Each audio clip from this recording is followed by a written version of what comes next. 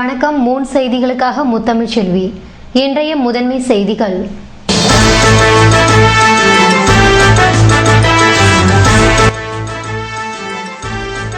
சின்ன வீராம்பட்டினத்தில் அதிகாலையில் நடந்த சோகம். மழையினால் வீட்டின் சுவர் இடிந்து விழுந்ததில் தூங்கிக் கொண்டிருந்த கணவன் மனைவி பலி.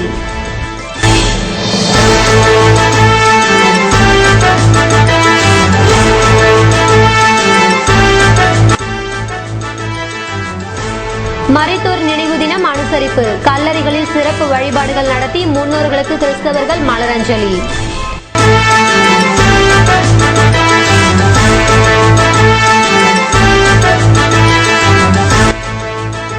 குறைந்த காற்றழுத்த தாழ்வினால் மழை பெய்ய வாய்ப்பு. கடந்த வாரம் பெய்த மழைக்கு பின் காய்ந்த வீதிகள் சேரும் சகதியுமாக காட்சியளிக்கும் பரிதாபம். இனி விரிவான செய்திகள். அரியங்குப்பம் அருகே உள்ள சின்ன வீராம்பட்டினத்தில் மழையின் போது வீடு இடிந்து விழுந்ததில் தம்பதியர் உடல் நசுங்கி பலியாகினர். படுகாயமடைந்த 2 குழந்தைகள் அரசு மருத்துவமனையில் அனுமதிக்கப்பட்டுள்ளனர். புதுவை அரியங்குப்பம் அருகே உள்ள சின்ன வீராம்பட்டினத்தில் தங்கராசு என்பவர் தனது மனைவி மற்றும் 3 மகள்களுடன் வசித்து வந்தார். சனிக்கிழமையன்று இரவில் தங்கராசு, அவரது மனைவி மாலதி மற்றும் 2 குழந்தைகள் அயர்ந்து தூங்கிக் கொண்டிருந்தனர்.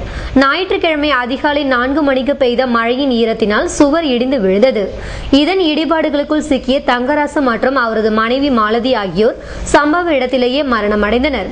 சுவர் இடிந்து விழுந்த பல மணி நேரத்திற்கு பின்னரே அக்கம் பக்கத்தினருக்கு தகவல் தெரிவித்ததை அடுத்து பதட்டம் அடைந்த அப்பகுதி மக்கள் உயிருக்கு போராடி கொண்டிருந்த குழந்தைகளை மீட்டு அரசு மருத்துவமனையில் அனுமதிக்க செய்தனர். தற்போது அவர்களுக்கு அரசு மருத்துவமனையில் தீவிர சிகிச்சை அளிக்கப்பட்டு வருகிறது. தங்கராசுவின் மகன் அருகில் உள்ள பாட்டி வீட்டில் தங்கியிருந்ததால் காயமின்றி உயிர் தப்பினான். சுவர் இடிந்து விழுந்ததில் கணவன் மனைவி இருவரும் மரணம் அடைந்திருப்பதை தொடர்ந்து தாசில்தார் ரமேஷ் ஆலோசனை நடத்தினார். சுவர் இடிந்து கணவன் மனைவி இருவரும் பலியான சம்பவம் அரியங்குப்பம் பகுதியில் பரபரப்பை ஏற்படுத்தியுள்ளது. உலக ஆத்மாக்கள் தினத்தை முன்னிட்டு புதுவையின் பல்வேறு பகுதிகளில் உள்ள கல்லறைகளில் கிறிஸ்தவர்கள் சிறப்பு வழிபாடுகள் நடத்தி மலரஞ்சலி செலுத்தினர். உலகம் முழுவதும் நவம்பர் 2ஆம் தேதி கடைபிடிக்கப்படும் ஆல் சோல்ஸ் டே எனப்படும் ஆத்மாக்கள் தினம் தமிழகம் மற்றும் புதுவையில் கல்லறை திருவிழா என்று அழைக்கப்படுகிறது. அன்றைய தினத்தில் உயிரிழந்த முன்னோர்கள் மற்றும் உறவினர்களின் நினைவாக நடைபெறும் சிறப்பு பூசைக்கு பின்னர் கல்லறைகளால் மலர்களால் அலங்கரிக்கப்பட்டு அவர்களின் ஆத்மா சாந்தியடைய பிரார்த்தனை நடைபெறுவது உண்டு. இந்த கல்லறை திருவிழா ஞாயிற்றுக்கிழமை நடைபெற்றதால் உப்பளம், முத்தியால்பேட்டை, ரெட்டியார்பாளையம், அரியங்குப்பம், வில்லியனூர் போன்ற பகுதிகளில் உள்ள கல்லறை தோட்டங்களில் கல்லறை சீரமைத்து புதுப்பிக்கும் பணியில் கிறிஸ்தவர்கள் கடந்த சில தினங்களாக ஈடுபட்டிருந்தனர். இதன் தொடர்ச்சியாக கல்லறைகளில் காலை மற்றும் மாலையில் நடைபெற்ற சிறப்பு வழிபாடுகளில் கிறிஸ்தவர்கள் தங்கள் குடும்பத்தினருடன் பங்கேற்று தங்கள் முன்னோர்களுக்கு மலரஞ்சலி செலுத்தினர். கல்லறை திருவிழா காரணமாக உப்பளத்தில் முன்னாள் மேயர்களின் கல்லறைகளில் நகரமன்ற அதிகாரிகள் மலர் வளையம் வைத்து அஞ்சலி செலுத்தினர். பிரெஞ்சு ஆதிக்கத்திலிருந்து புதுவை விடுதலை பெற்றிருந்த போதிலும் இறந்த மேயர்களின் கல்லறைகளில் அஞ்சலி செலுத்தும் வழக்கம் இந்தியாவில் புதுவையை தவிர வேறு எங்கும் இல்லை என்பது குறிப்பிடத்தக்கது. குறைந்த காற்றழுத்தம் காரணமாக புதுவையில் மழை பெய்ய வாய்ப்பிருப்பதாக சென்னை வானிலை மையம் தெரிவித்துள்ளது. அரபிக்கடலில் உருவான புயல் சின்னம் பாகிஸ்தான் நோக்கி நகர்வதால் கடந்த 10 தினங்களாக தமிழகம் மற்றும் புதுவையில் மழை பெய்து வருகிறது. ஆண்டுதோறும் துவங்கும் வடகிழக்கு பருவமழை அக்டோபர் மாத இறுதியில் துவங்கும் என வானிலை மையம் தெரிவித்திருந்த நிலையில் கடந்த முறை உருவான குறைந்த காற்றழுத்த தாழ்வினால் மழை பெய்ய துவங்கியது. இதனால் புதுவையின் தாழ்வான பகுதிகளில் மழைநீர் தேங்கி நின்றதுடன் தற்போது வடிந்து இயல்பு நிலைக்கு திரும்பியுள்ளது. குறிப்பாக ரெயின்போ நகர், வெங்கடா நகர் உள்ளிட்ட பல இடங்களில் மழைநீர் வெளியேற வழியில்லாமல் அப்பகுதி சேரும் சகதியுமாக காட்சியளித்தது. கடந்த 10 தினங்களாக லேசாக பெய்த மழைக்கு புதுவை நகர பகுதி அல்லாடிய சூழ்நிலையில் இனி வரும் காலங்களில் தொடர் மழையினால் ஏற்படும் பாதிப்பை தடுக்க பொதுப்பணித்துறை விரைவாக நடவடிக்கை எடுக்க வேண்டும் என மக்கள் கோரிக்கை விடுத்துள்ளனர். இதுபோன்ற சூழ்நிலையில் அரபிக்கடலில் உருவாகியுள்ள குறைந்த காற்றழுத்தம் பாகிஸ்தான் நோக்கி நகர்வதால் 2 தினங்களுக்கு மழை நீடிக்க வாய்ப்பிருப்பதாக வானிலை மையம் தெரிவித்துள்ளது.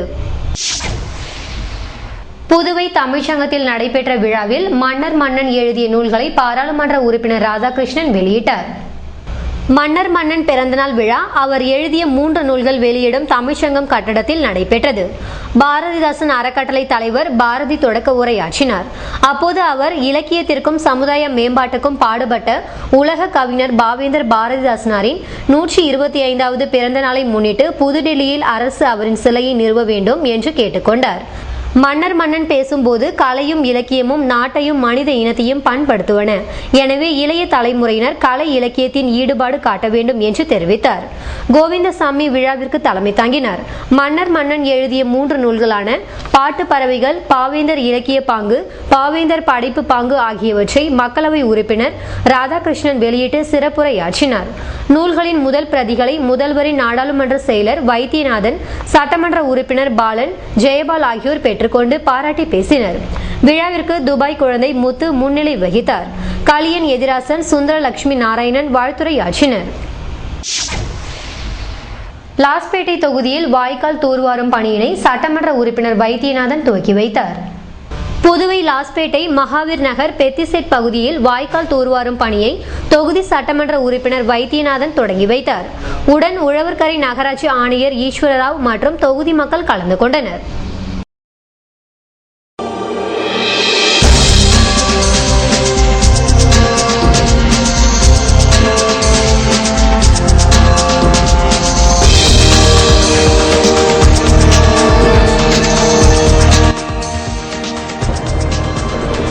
மருத்துவமனையில் தொடர் மருத்துவ கல்வி, உரிய நேரத்தில் உரிய சிகிச்சை என்ற தலைப்பில் டாக்டர் ஐயப்பன் விளக்கம்.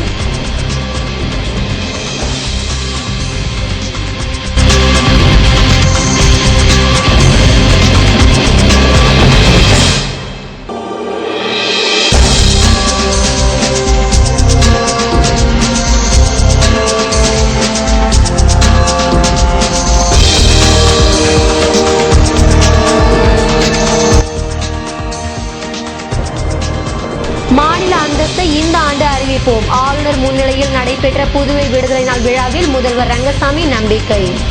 விபரம் விளம்பர இடைவெளிக்கு பிறகு.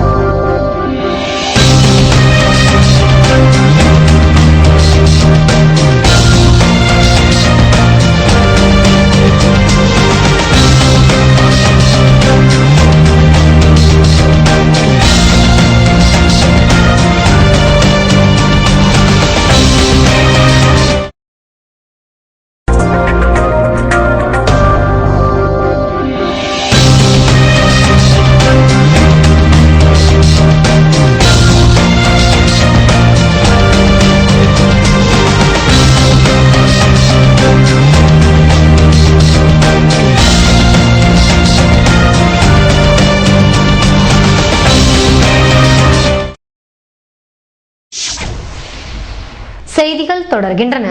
புதுவை அரசு மருத்துவமனையில் நடைபெற்ற தொடர் கல்வியரங்கில் உரிய நேரத்தில் உரிய சிகிச்சை என்ற தலைப்பில் டாக்டர் ஐயப்பன் விளக்கமளித்தார்.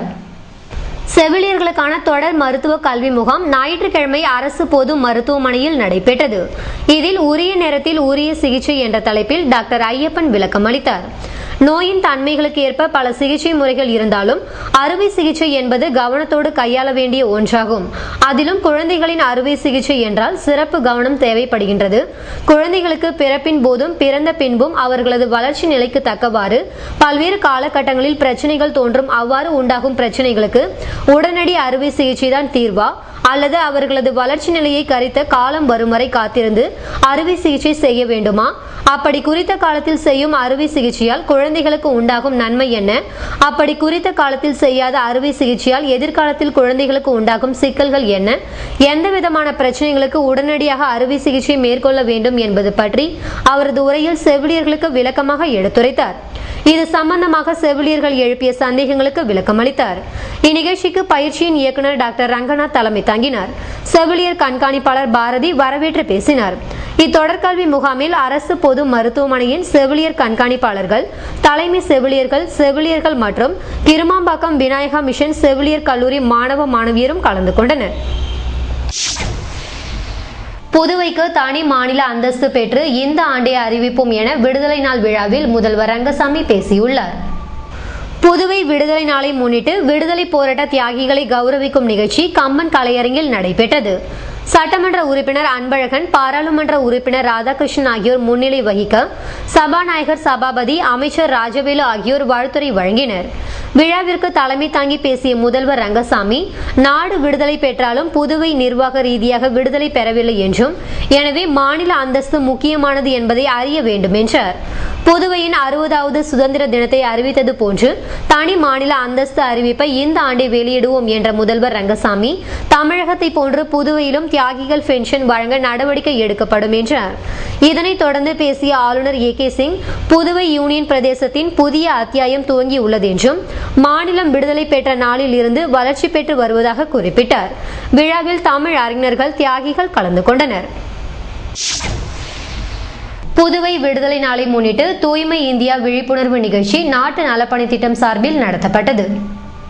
புதுவை அரசு நாட்டு நலப்பணி திட்டம், பொதுப்பிரிவு மற்றும் சுதந்திர பொன்விழா நகர் குடியிருப்போர் நல்வாழ்வு சங்கம் சார்பில் புதுவை 60ஆம் ஆண்டு விடுதலை நாளை முன்னிட்டு தூய்மை இந்தியா விழிப்புணர்வு நிகழ்ச்சி ஞாயிற்றுக்கிழமை நடைபெற்றது. திட்ட அலுவலர் வெற்றிவேல் தலைமை தாங்க குடியிருப்போர் சங்க தலைவர் அர்ஜுனன், முன்னாள் வட்டார வளர்ச்சி அலுவலர் உத்தமன், துணைத் தலைவர் தியாகு சுப்பிரமணியன் ஆகியோர் முன்னிலை வகித்தனர். ஆலோசனை குழு செயலர் ஐயனார் நோக்க உரையாற்ற, ஆலோசனை குழு உறுப்பினர் அருணகிரி, ஆசிரியர் சிவகுமார் ஆகியோர் வாழ்த்துரை வழங்கினர். இதில் சிறப்பு விருந்தினராக சட்டமன்ற உறுப்பினர் விஸ்வேஸ்வரன் உட்பட பலர் கலந்து கொண்டனர்.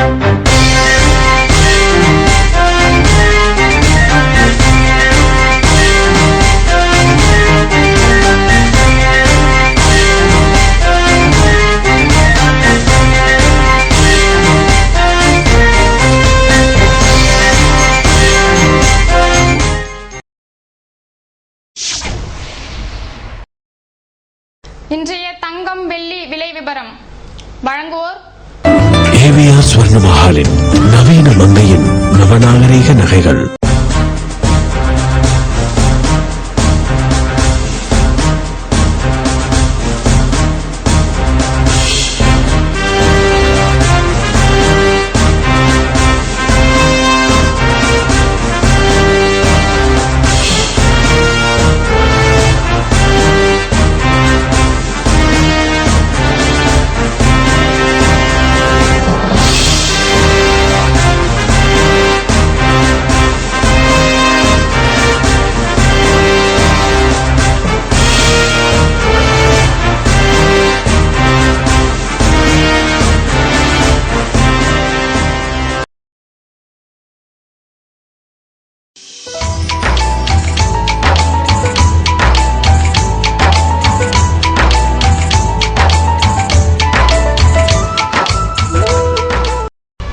புதுவையில் இன்றைய வெப்பநிலை அதிகபட்சமாக 29 டிகிரி செல்சியஸாக பதிவானது.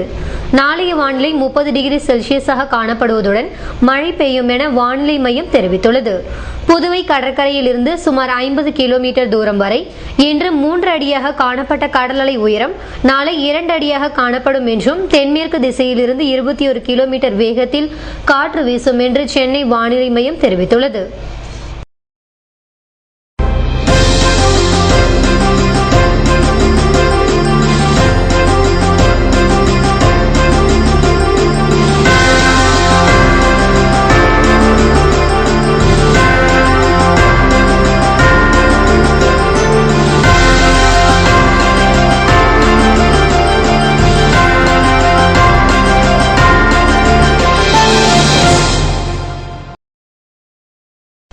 மீண்டும் இன்றைய முதன்மை செய்திகள்.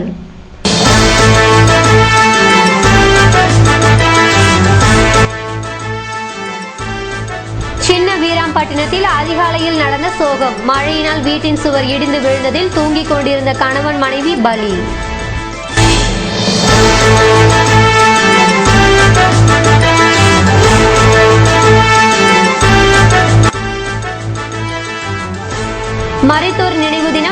அனுசரிப்பு. கல்லறைகளில் சிறப்பு வழிபாடுகள் நடத்தி முன்னோர்களுக்கு கிறிஸ்தவர்கள் மலரஞ்சலி.